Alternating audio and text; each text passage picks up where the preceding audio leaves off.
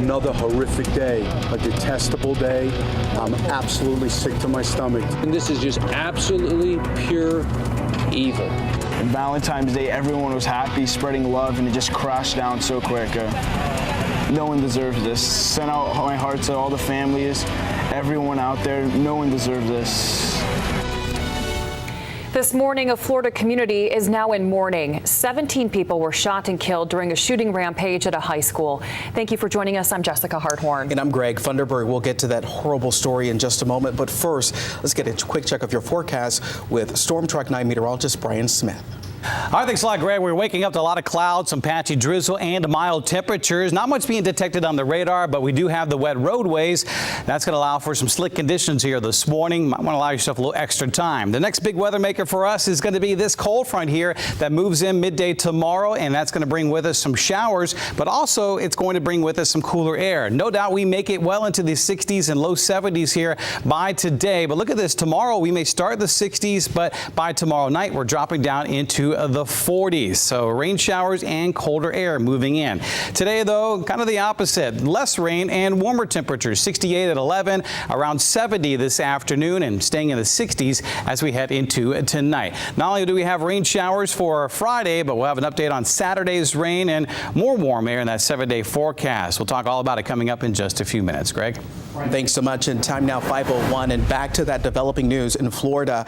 Emotional moments caught on camera as students shocked by gunfire and reunited with their parents. This after police say a former student, Nicholas Cruz, opened fire at Douglas High School. Now this morning, police are trying to figure out why. Now this is video of the scene from overnight. Police searching Nicholas Cruz's home in Parkland, Florida. Now Cruz is expected in court later today. Police say he was expelled from the school for disciplinary reasons. Now take a look at this footage of Cruz being handcuffed by police. Now they say he had multiple magazines and at least one AR-15 rifle. Now this morning, reaction from survivors as the community comes together in a time of tragedy.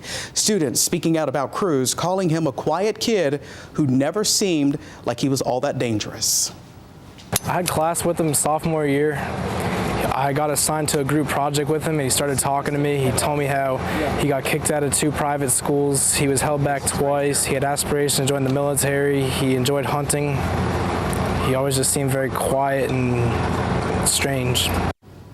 Now, a lot of people weighing in this morning, and Jessica, there is a big response from Capitol Hill due to this recent shooting. That's right, Greg. Let's get you folks updated. Several lawmakers are once again calling for action on gun control. President Trump is responding to this shooting on Twitter, offering his prayers. According to the organization Everytown for Gun Safety, this is the 18th school shooting this year alone. The growing violence has several lawmakers on both sides calling for gun control. There's something out there that we can do, whether it's a law or a program or both. Of course, we're going to be open to that, but it's got to work. This is an epidemic, and yet Congress continues to do absolutely nothing. The White House has offered federal assistance to Florida officials. President Trump has no public events scheduled for today, so no word if or when he'll address this latest mass shooting on camera. A teacher at that Florida high school says that the government has failed her. Melissa Filkowski is being called a hero this morning for locking several students into a closet, shielding them from the gunfire. She says that more can be done to help control gun violence. And still, to have so many casualties, it's very, at least for me, it's very emotional because I feel today like our government, our country has failed us and failed our kids and didn't keep us safe. Tennessee Senator Bob Corker also took to Twitter last night, offering condolences to the victims' families. Now, just hours before this deadly shooting, Tennessee lawmakers voted down legislation to let handgun permit holders bring guns into places like hospitals and schools. Gun holders are banned from carrying only when it's against federal law, proceedings, or if the holder is under the influence of alcohol or drugs. Several other controversial gun bills were delayed. Ahead at 5:30, we'll take a look at the shooter's violent history, and this shooting just adds to the list of deadly incidents in the United States. This morning, one of the men accused of a triple murder in Lookout Valley will head to court. Jacob Allison is accused in taking part in the murder of 3 men in 2014. Earlier this week, we told you that Skylar Allen, another man charged in that crime, took a plea deal. Last September, a third man, Derek Morse, was also convicted of murder.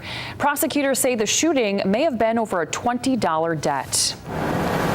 Developing today, people who once called a Brainerd hotel home are now having to find a new place to live. Brandon Evans is live this morning outside the Economy Inn. And Brandon, we understand the order to shut down this place came straight from the DA's office. Well, good morning, Greg. You're absolutely right. It was the district attorney's office that had that court order to shut down the hotel. It's an extended stay motel right off the 5500 block of Brainerd Road.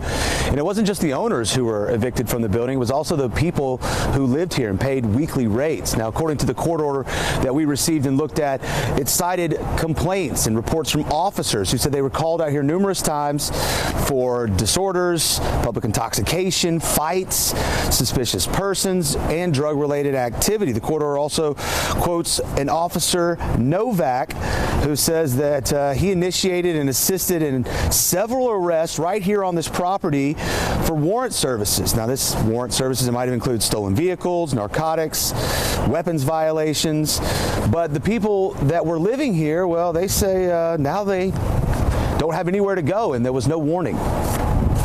I think we should have had a warning. It's just like, you know, you're already down, and then, I mean, this isn't like probably where anybody'd want to live, but you got to have a roof over your head, and then they just rip that out from underneath you. Now, this has also been an issue for around a dozen students in Hamilton County schools who were actually living here with their parents. And now they're working to find permanent or at least temporary housing for those people. Reporting here off Brainerd Road, I'm Brandon Evans for Good Morning Chattanooga. All right, Brandon, thanks so much. And Chattanooga City officials say they're working to recommend short-term housing options to individuals who may be displaced by the civil action against the owners of the property. Well, neighbors in this area say the hotel shutdown was a long time coming. According to the petition filed by the district attorney, over the last 2 years, police have been called there 800 times. The man whose property backs up to that inn says he's had trouble with break-ins and people dumping trash all over his backyard. It should have been shut down a long time ago. It's been a long time coming. We just didn't know when it was going to happen. Neighbors also tell us they feel bad for the people who don't have anywhere to stay, but they hope the shutdown keeps their families safe. Time now 5:07, and right now on Capitol Hill, the Senate is working on a new deal on immigration reform. Coming up after the break, the one hurdle standing in the way of paving a path to citizenship for the millions of undocumented immigrants. Plus, President Trump keeping another campaign promise ahead on GMC, the impact of keeping the detention center at Guantanamo Bay open, why some lawmakers are against it.